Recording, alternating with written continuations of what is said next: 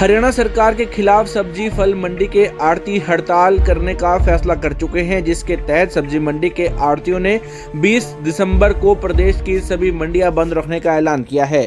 दरअसल हरियाणा सरकार ने एक नोटिफिकेशन जारी किया है, जिसमें 1 जनवरी से 1% फीस और सेस फिक्स किए जाने का नियम लागू करने की बात कही गई है, जिसका आड़ती विरोध कर रही है। यमुनानगर सब्जी मंडी के प्रधान अमृत वधावन का कहना है कि सरकार द्वारा जारी की गई नोटिफिकेशन में कम माल बेचने वाले और ज्यादा माल बेचने वाले में कोई फर्क नहीं रखा गया है। सरकार द्वारा वसूल किए जाने वाली राशि फिक्स कर दी गई है, जो कि सही नहीं है। इसका नुकसान छोटे दुकानदारों को साफ तौर पर भुगतना पड़ेगा।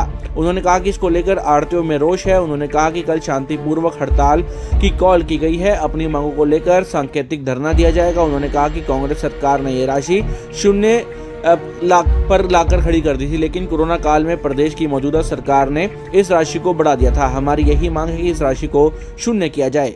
वहीं मंडी में फड़ी लगाने वाले दुकानदारों का कहना है कि इस स्ट्राइक से छोटे दुकानदारों को बहुत ज़्यादा फर्क पड़ेगा। आज अगर सब्जी बचेगी तो वह खराब हो जाएगी। कल स्ट्राइक के कारण कल दुकानें नहीं खुलेंगी और परसों तक सब्जी खराब हो जाएगी, जिससे काफ़ी नुकसान होगा।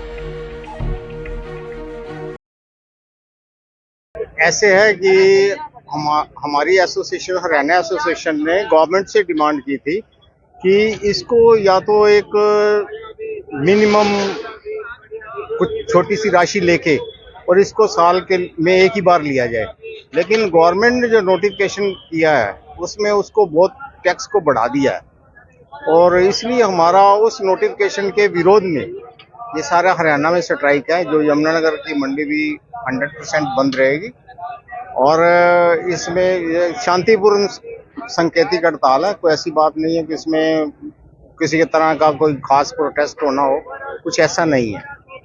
तो सरकार ने नोटिफिकेशन में ऐसे किया है जैसे किसी की लास्ट ईयर 1 लाख रुपए मार्केट फीस गई है, उसने भी वही फिगर देना है, और जिसकी 2 लाख गई है उसने भी वही फिगर देना है। इससे क्या होगा, जो टैक्स है वो काफी बढ़ जाएगा।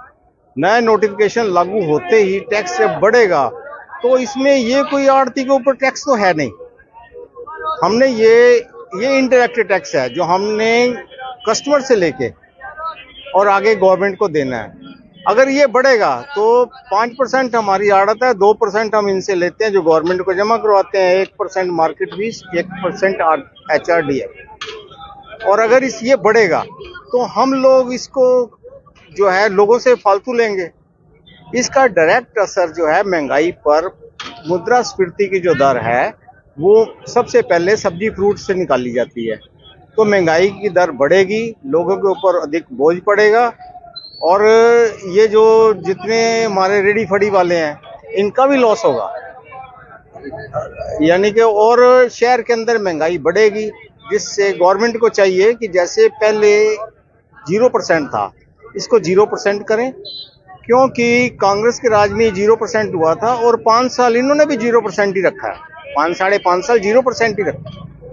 जब कोविड आया तो गवर्नमेंट को पैसे की जरूरत थी भी, तो गवर्नमेंट ने उस एवज में ये टैक्स दोबारा लगा दिया। अब कोविड चला गया है तो इस टैक्स को 0 करना है या बढ़ाना है, इसका ये हरियाणा सारा ही इसका विरोध कर रहा है।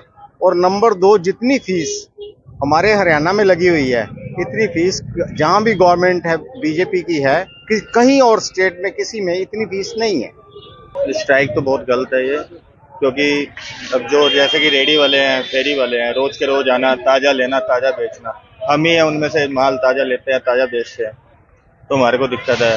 अब कच्चा आलू है, बच जाए, अगर कल दुकान बंद रही तो आलू खराब हो जाएगा। प्याज का भी वही हिसाब है, गिल्ला प्याज है, अगर बच जाए तो कल दुकान बंद रहेगी तो प्याज खराब हो जाएगा। काफी लोग